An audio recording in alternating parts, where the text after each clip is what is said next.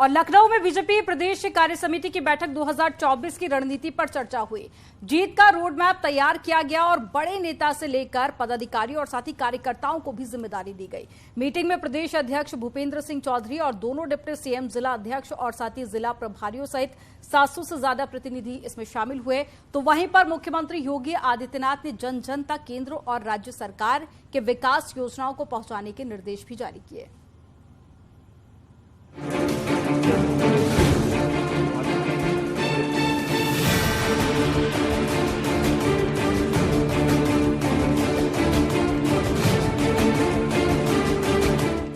Team योगी का mission powerful है, team योगी का हौसला बुलंद है, टीम योगी का टारगेट सेट है। क्योंकि जब आजमगढ़ और रामपुर जैसे किलों को ध्वस्त कर दिया, जब आजम परिवार के राजनीतिक इतिहास को खत्म कर दिया, तब भी बीजेपी के बड़े से बड़े नेता इत्मीनान से नहीं बैठे।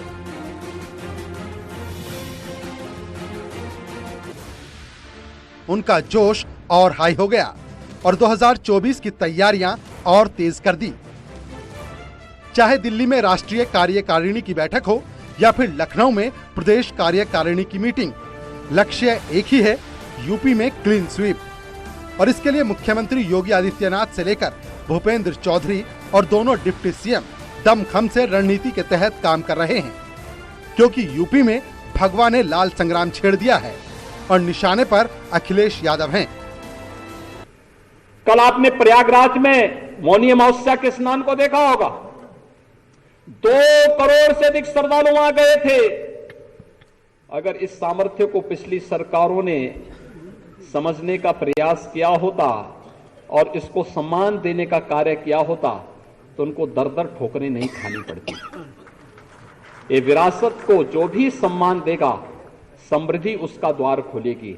जो भी उसे अपमानित करेगा, उसे दर-दर की ठोकरें खानी ही पड़ेंगे। आजमगढ़ और रामपुर के लोकसभा क्षेत्र के संपन्न हुए थे।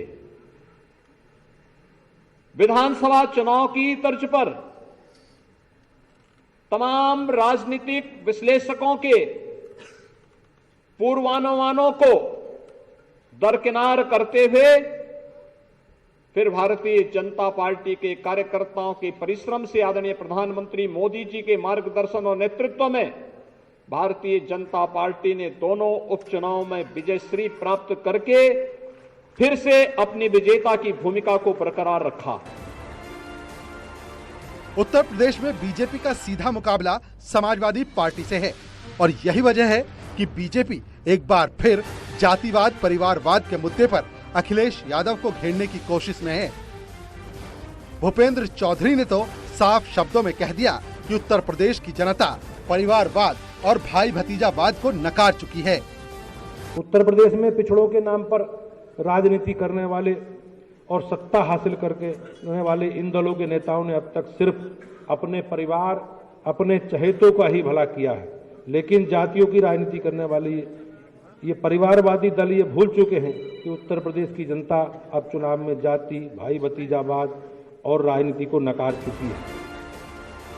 दिल्ली की सत्ता का रास्ता यानी उत्तर प्रदेश, वो राज्य जहां 80 लोकसभा सीट हैं और जो लोकसभा चुनाव के परिणाम में बेहद खास हैं, जहां 2 बार से प्रचंड जीत के साथ बीजेपी सत्ता पर काबिज है और उसी राज्य से 2024 के लिए दिल्ली से लेकर लखनऊ तक मंथन चल रहा है और जिम्मेदारी मुख्यमंत्री योगी आदित्यनाथ और भूपेंद्र चौधरी के कंधे पर है। सीएम योगी ने जहां विरासत पर चोट की, तो वहीं प्रधानमंत्री नरेंद्र मोदी के नेतृत्व पर भी जोर दिया और दुनिया में मोदी के मार्गदर्शन को यूपी की जनता के सामने रख दिया। याद करिए, जिस ब्रिटेन ने 200 वर्षों तक भारत में शासन किया था, आज उस ब्रिटेन को पछाड़ करके भारत आजादी के अमृत महोत्सव वर्ष में दुनिया की 5वीं बड़ी अर्थव्यवस्था बना है और बहुत शीघ्र प्रधानमंत्री मोदी जी के नेतृत्व में भारत दुनिया की 4थी बड़ी अर्थव्यवस्था बनने वाला है। ये पहली बार हो रहा है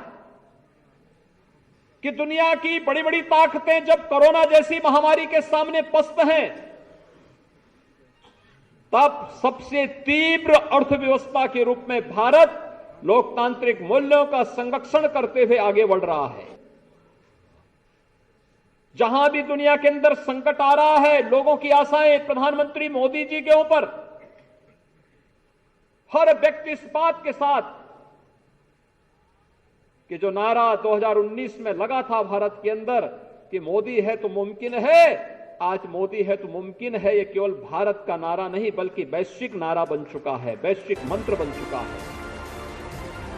उत्तर प्रदेश को नए भारत का ग्रोथ इंजन बनाने के लिए टीम योगी विदेश के दौरे पर भी रही, जहां 16 देशों के 21 शहरों में हुए रोड शो और बिजनेस मीट का परिणाम ये रहा कि 7,12,000 करोड़ के निवेश का प्रस्ताव सामने आया।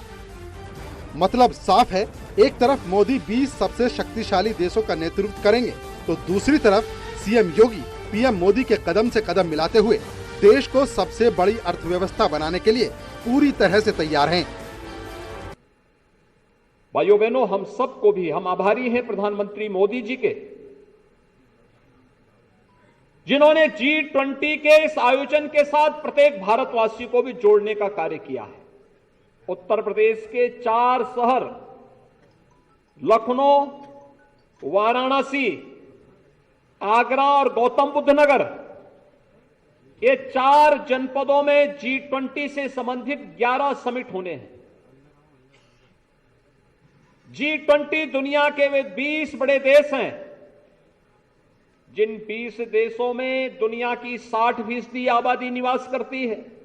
G20 की अध्यक्षता का अवसर भारत के पास है। प्रधानमंत्री मोदी जी के नेतृत्व में G20 इस दौरान दुनिया के अंदर वैश्विक समृद्धि, लोक कल्याण और मानवता के कल्याण के मार्ग को प्रशस्त करने जा रही है और भारत को यह अवसर प्राप्त हुआ है।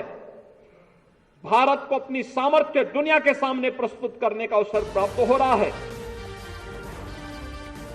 उत्तर प्रदेश सबसे बड़ा राज्य है, जहां 2019 में बीजेपी ने 80 में से 63 सीटें जीती थी, लेकिन 2024 में सभी 80 सीटों पर विजयी पताका लहराने का लक्ष्य बीजेपी ने सुनिश्चित कर लिया है और इसके लिए बूथ स्तर पर काम मजबूती से चल रहा है, क्योंकि बीजेपी को मालूम है कि यूपी जीते तो सब जीते और विपक्ष यूपी हारा तो सब हारा।